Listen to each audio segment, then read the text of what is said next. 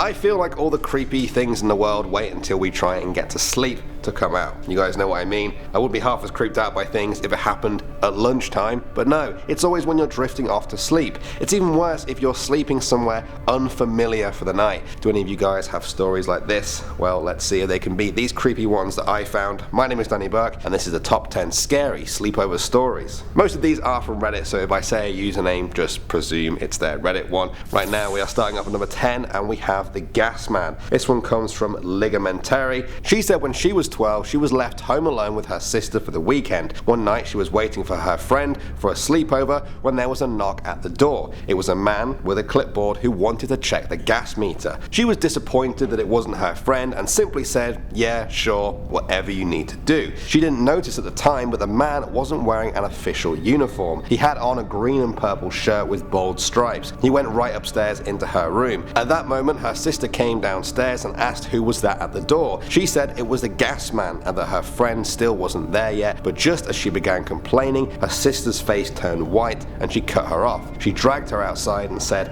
"Our gas meters are outside." Her sister had a stroke of genius. She called out to a man walking by and said, "Oh Dad, it's good you're home. A man from the city is here to read the gas meters upstairs." Naturally, the man asked, "What are you talking about?" At that moment, the man in the striped shirt bolted out of the house. 3 weeks later, a girl in the community went missing. She was also home alone, and police found no signs of forced entry. The girls had kept quiet until now about their experience, but knew they had to come forward and help. They told their parents and the police what happened to them. The police said it was probably the same man they were after. A while later, they found the missing girl. She had been held for days and then burned alive. They never forgot what happened, and what a close call it really was. Next up at number 9 now, we have the boy. Can6101 said that as a kid, she moved to the town of Gilbert, Arizona when it was quickly becoming a city. Her house used to just be farmland. She was the oldest of 7 kids, so the house was always noisy. At night though, it seemed to creak, even though it was totally new. One night her sister had friends over for a sleepover. The conversation quickly turned to ghost stories in their bedroom. They were mainly just joking around, but then they heard something outside of their room.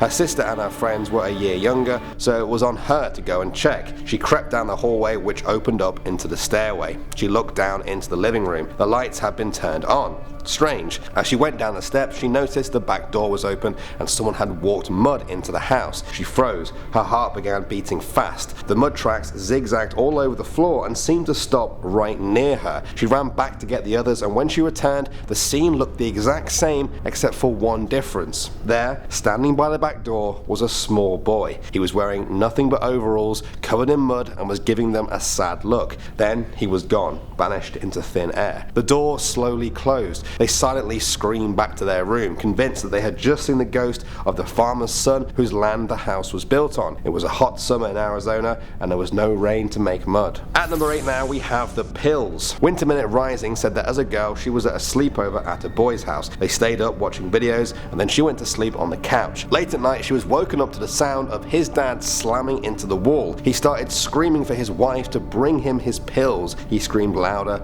and louder. She squeezed her eyes shut and pretended to be asleep. Before long, he was screaming right in front of the couch. She still didn't react. He grabbed her by the hair, wrenched her head back, and put a gun to her face. His eyes were crazed. He screamed for his pills again. All of a sudden, he stopped and muttered, "I thought you were my wife." He then stumbled off to another part of the house, gun in hand. She said that her and the guy's mother had a similar shade and length of hair. She never mentioned it or slept at that guy's house again. Next up at number 7 now, we have The Reflection. This one comes from user DarkSecret2277. He said that when he was 7 years old, his best friend Tony came for a sleepover. Around midnight, he pulled out the sofa and they watched some TV together. At one point, he looked out into his yard, which was bathed in moonlight. To his horror, he saw a figure standing outside. It was human-like and totally orange. The figure started walking towards him. His heart was beating fast. He tried blinking, but it was still there. As he got closer, he could see its features more clearly. It had no face and its body was slightly see-through. He quickly closed the curtains. His hands were sweating and shaking. He opened the curtains and the creature was gone. He thought it might have been the reflection of the TV, but what he saw didn't add up with that. Moving on to number 6 now, we have the drums. This one comes from user Tat Vamu. He said that as a kid in Aspen, he went on a wilderness youth camp where they slept over. They made camp near a place called War Woman Dell. It was beautiful, but the whole place just felt off. There were about 15 of them sleeping in groups of 3, with 2 staff members taking turns on night shift with a headlamp. He kept hearing this faint rhythm in the distance and asked the girl next to him if she heard anything too. At first she said no, but then it got louder and closer. The staff member outside shouted at them that it was time to sleep and knock it off, but the drumming kept getting louder. At this point they were all in their tents looking at each other. Some of them started crying. Who was drumming? The drums continued till dawn and then stopped when the sun came up. They quickly got out of there and ate their breakfast on the trail. As an adult, he says that he kind of wants to return now and see if the drums still play at night. Next up at number 5 now, we have the chain. This story is part of a chain letter that was circling around a few years ago, and it fits our video quite well. There were once 5 girls who had a sleepover club. Every Saturday, they would have a slumber party at one of the girls' houses. One night, when the girl was having a sleepover, they heard loud noises and screaming outside. It seemed to be coming from the end of the street. They went down to find out what was happening. They learned that a woman had been murdered and the man who killed her was still on the loose. They ran home, terrified, and locked all the doors. Strange noises got louder until they became unbearable. Their imaginations ran wild and they thought the killer was coming for them. Gripped by terror, they hid inside a closet and waited. They heard footsteps coming up the stairs. They held their breath, afraid to make a sound. Suddenly, the closet door opened and a man was stood there. They screamed and ran in different directions. 4 of the girls locked themselves in the basement. The 5th one was skinned alive in the bathroom. The bathroom was right above the basement and the others were forced to listen to the sound of their friend being murdered. In the morning, the man had fled and the girls came out of the basement.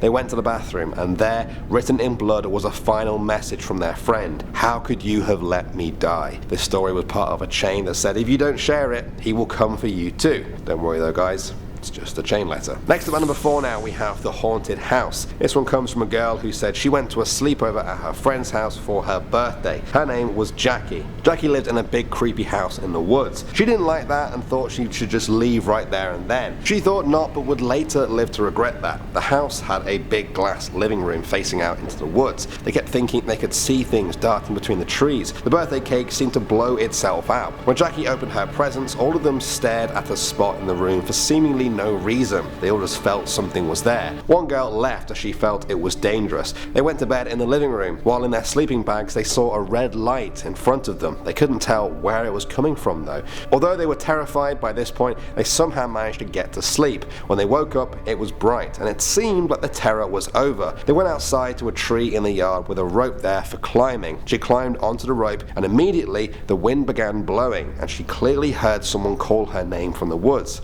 As she listened, the voice said to stop because she could get hurt. When she jumped off, the wind stopped. None of her friends heard it. Then one of her friends, a girl called Michelle, suddenly had a vision of someone hanging from that tree. They got away from it fast. Michelle felt an invisible foot kick her at the level it would be at if someone was hanging above them. They ran to the parents who could see how terrified they were and agreed to take them home. Next up at number 3 now, we have Ginny's house. This one comes from Reddit user Requimen. She said that when she was in elementary school, she had a group of friends. Ginny was her best friend. They went to her sleepover at her house for the first time. She'd always tried to brush them off and make the excuses for why they couldn't come, but one day she finally agreed. They thought she was embarrassed about her house, but when they arrived, they could see from the outside it looked really nice. The outside had a front lawn that was well decorated with flowers. They even had a real picket fence. They asked Jenny if she was secretly rich, and she just laughed. The inside was nice too, but very bare. There was almost no furniture, and the walls looked like they'd never been touched.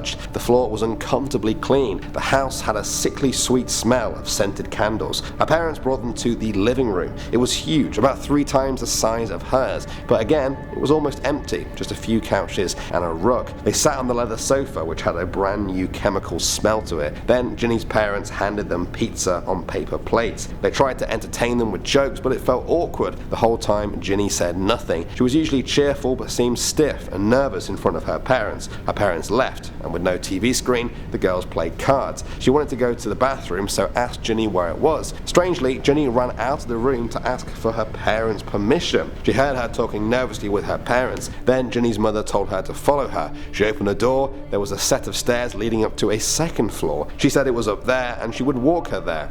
She opened the bathroom door, and inside there was nothing besides a sink and a toilet. After using it, they all went to bed. They slept in the living room without even seeing Ginny's room. She remembered waking up in the middle of the night and seeing Ginny moving around. The next morning, even after 8 hours of sleep, she felt so tired. When she went home, the family doctor was called to the house but found nothing obviously wrong with her. People in the comments section of this story think Ginny and her family were vampires who sucked their blood, and that's why they didn't have any needs for anything except the basics in life. What do you guys think of that? Next up at number 2 now, we have the mobile home. This one isn't a myth, rumor or legend. It was a tragedy that happened in 2013. A fire swept through a mobile home in the town of Sherrard, Illinois. It killed 5 people. 4 of them were children having a sleepover. The victims of the blaze included an adult woman. The oldest child killed was 15 years old. The fire was reported around 1 a.m. and happened just outside of Sherrard, which is located 180 miles west of Chicago. Investigators sorted through the ruins after the fire, being careful to not disturb the remains for clues as to what sparked the blaze that reduced the structure to its steel frame. And finally, number 1 now, we have Slender Man. In January 2018, Morgan Geyser and Anissa Weir were sentenced for stabbing a classmate 19 times in order to, in their account, appease Slenderman. Fortunately, the classmate survived. She was lured out into the woods during a sleepover. All 3 girls were 12 years old at the time. That's when Morgan and Anissa attacked the victim. They believed that if they didn't do this, Slenderman would kill their families. Both girls were charged as adults with first-degree attempted murder, but found not responsible for their actions due to mental illness. The county circuit judge said institutional care was required because Morgan presented a risk and needed intensive monitoring. She broke down in tears in court, saying, "I never meant for it to happen." Anyway guys, that was our top 10 scary sleepover stories. Have you guys got any better ones from your own lives? Let me know. Thanks for watching. I'm Danny Burke, and I'll see you all in the next video.